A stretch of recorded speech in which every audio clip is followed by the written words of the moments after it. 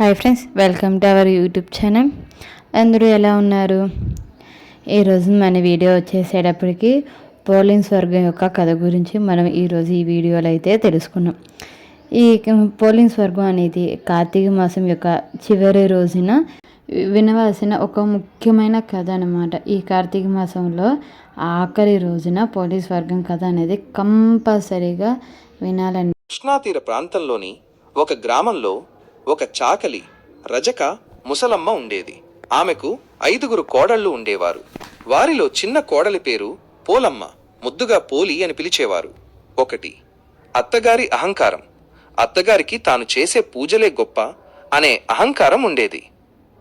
మిగిలిన 4 కోడళ్లు ఆమెను మెప్పించేందుకు ఆమె చెప్పినట్లే వంత పాడేవారు. చిన్న కోడలైన పోలికి మాత్రం అత్తగారి నుండి నిత్యం అవమానాలు, అన్యాయాలు ఎదురయ్యేవి. 2. పోలి భక్తి. పోలికి చిన్ననాటి నుంచే దైవం మీద, పూజల మీద అపారమైన భక్తి ఉండేది. కార్తీక మాసంలో నదీ స్నానం చేసి దీపం పెట్టడం చాలా ముఖ్యమని భావించేది. 3. దీపం పెట్టకుండా అడ్డంకులు. కార్తీక మాసం వచ్చినప్పుడు అత్తగారు పోలిని ఉద్దేశపూర్వకంగా బయటకు వెళ్లనీయకుండా ఇంటి పనులన్నీ అప్పగించేది. పెద్ద కోడలను మాత్రం వెంటబెట్టుకుని నదీ స్నానానికి వెళ్లి దీపారాధన చేసేది. 4. పోలి దీక్ష. పోలి దీక్ష వదల్లేదు. ఉదయాన్నే అందరికంటే ముందు నిద్రలేచి ఇంటి పనులన్నీ త్వరగా ముగించేది. నదికి వెళ్లడానికి వీలు లేకపోవడంతో ఇంటి పెరట్లోనే ఒక చిన్న ముంతలో నీరు తీసుకుని అందులో స్నానం చేసి తులసికోట ముందు లేదా దగ్గరలోని చెట్టు కింద దీపారాధన చేసేది. గాలికి దీపం ఆరిపోకుండా దానిపై ఒక బుట్ట లేదా గంప బోర్లించి ఆపై పైన పిడకలు, పేడ పెట్టి దీపాన్ని దాచి ఉంచేది. ఆమె దీపం పెట్టడానికి వాడిన దూదివత్తిని స్వయంగా తయారు చేసుకునేది. 5. స్వర్గప్రాప్తి.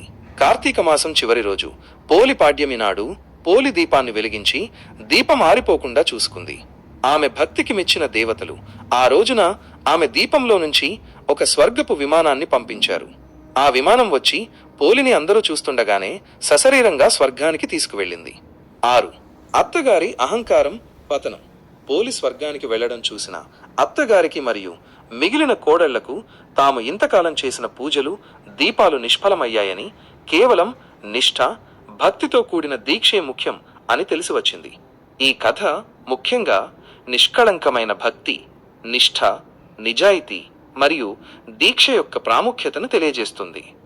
ఎలాంటి కష్టాలు వచ్చినా పనులు ఆపకుండా చేసే భక్తులకే దైవం అనుగ్రహం లభిస్తుందని ఈ కథ ద్వారా తెలుస్తుంది. ఈ వీడియో కానీ మీ అందరికీ నచ్చితే please like, share and subscribe మన యూట్యూబ్ ఛానల్. అలాగే మరొక కొత్త వీడియోతో మీ అందరి ముందుకైతే వచ్చేస్తాను. అప్పటిదాకా బాయ్ బాయ్.